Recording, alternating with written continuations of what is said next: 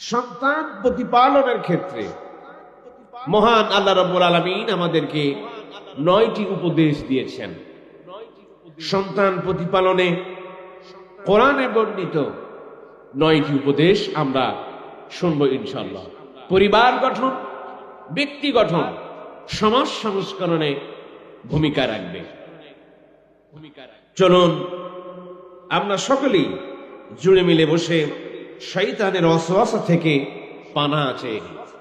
আমার সাথে আপনারা সকলেই একযোগে পড়েন, আউযু বিল্লাহি মিনাশ শাইতানির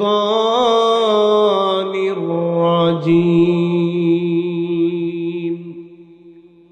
বিসমিল্লাহির রাহমানির রাহিম। বিতাড়িত মরদুদ শয়তানের ওয়াসওয়াসা থেকে আল্লাহ পাকের নিকট আশ্রয় প্রার্থনা করছি। দয়াময় পরম দয়ালু আল্লাহ তাআলার নামে শুরু করছি।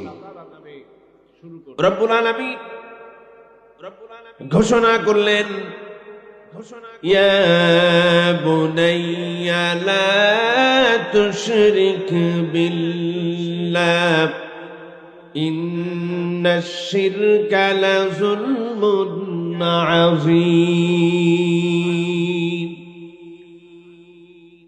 অর্থ হচ্ছে, হে আমার বৎস, লা তুশরিক বিল্লাহ, আল্লাহর সহিত শরীক করো না। নিশ্চয় শিরক হচ্ছে বড় জুলম। এই কথাটি হযরত লোকমান আলাইহিস সালাতু ওয়াস সালাম সর্বপ্রথম তার সন্তানকে কাছে ডেকে নিয়ে এসে তিনি উপদেশ দিচ্ছেন এভাবে। সন্তানদেরকে যখন আপনি আহ্বান করবেন, আপনার ভাষা হবে সুমিষ্ট, কর্কশ নয়। সুমিষ্ট ভাষী দিয়ে আমাদের সন্তানদেরকে আমরা সম্বোধন করব।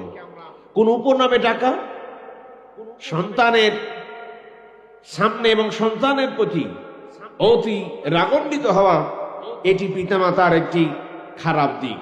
মহান আল্লাহ রাব্বুল আলামিন সন্তানের প্রতি প্রথম দায়িত্ব এবং কর্তব্যের শুরুতেই একটি আমাদেরকে আখলাক শেখাচ্ছেন, চরিত্রগত দিকের কথা আল্লাহ পাক বলছেন। শব্দটি হলো ইয়া বুনাইয়া। ইয়া বুনাইয়া মানে হে আমার বৎস, হে আমার কলিজার টুকরা, নয়নের মানিক, আমার আদরের ধন। মা যখন বলে আমার 32